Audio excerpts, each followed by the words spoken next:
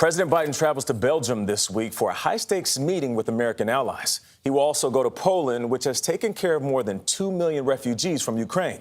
But the president has no plans to visit Ukraine itself. Ed O'Keefe has a preview of the trip. And Biden is set to meet with the leaders of other NATO countries in the coming days. On the agenda, possible additional sanctions against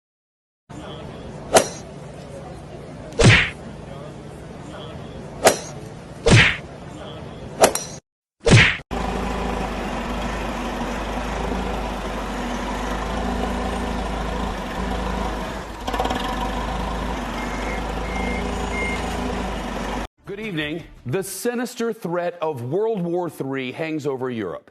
And now President Biden is on the ground in Brussels as the NATO alliance tries to stop Vladimir Putin and put an end to the Russian dictator's onslaught.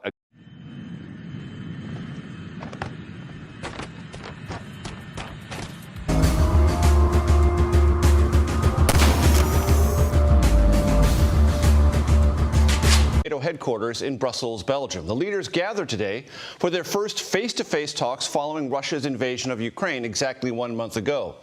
They hope the extraordinary show of unity by NATO and the G7 and the EU will send a clear message to Russian Vladimir Putin. President Biden is now at the podium. Let's take a listen. I'm very tired. I know I'm called middle class, Joe. It's not meant as a compliment. Means I'm not sophisticated. People are figuring out there's not a damn thing we can do that we set our mind to that we can't get done. I took on Putin in terms of Iraq. In terms of what was going on in Ukraine. Mm-hmm. My long friend, time friend, and she's a friend. She's been my friend in and out of public life. Is by his failure to exercise any international leadership. It's about all these breakthroughs that we have with dealing with the whole immune system. I want you to know, if you look at political, avoid having an excuse to walk by the dealer and say, no, I'm not going to be a mule. I got something to do. I got to go do boom, boom, boom. And there's an area where there's an important difference between the candidates. I'm running. Well, folks, eliminate one tax loophole out of $1.6 trillion worth, $1.4 trillion worth, out of $1.4 billion. It's hard to even say it, it's so much. And by the way, it's cost a lot of money. It cost about $740 billion over 10 years. Хорошо. Южная Корея. Рост производства – это результат увеличения. Какая разница? Мы об этом не говорим, мы этого не обсуждаем. Мы говорим о признании их независимости или нет. Спасибо. We're going to take you from Kyiv to Munich now, where Christina Ruffini is, where European countries are already feeling the effects of sanctions placed on Russia. So, Christina, thanks for joining us. I'm going to actually start with something that our Margaret Brennan said last night on the CBS Evening News. Let's play a little bit of what she had to say. What we know is that the war is already underway, and Vladimir Putin may be testing just how far he can go. He is already strangling Ukraine's economy. He is taking bites out of their territory. And so what happens next may determine how far he goes.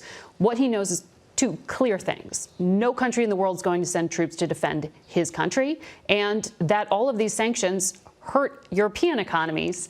And there's also a bite back here at home with the United States. I mean, President Biden's already dealing with inflation at a 40-year high, and now oil is trading at $100 a barrel.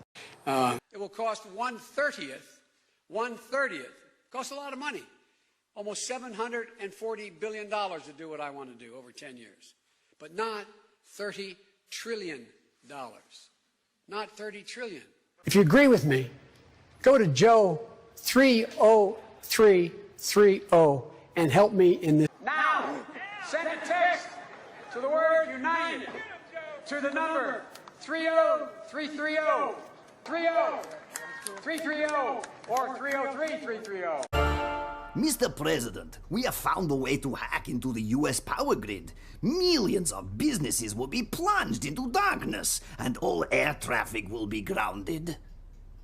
Will anyone be poisoned? Well, no. But this is 21st century, a world governed by sophisticated computer technology. The damage will be immense. I like it when people get poisoned. Приветствую всех граждан нашей великой Родины и соотечественников.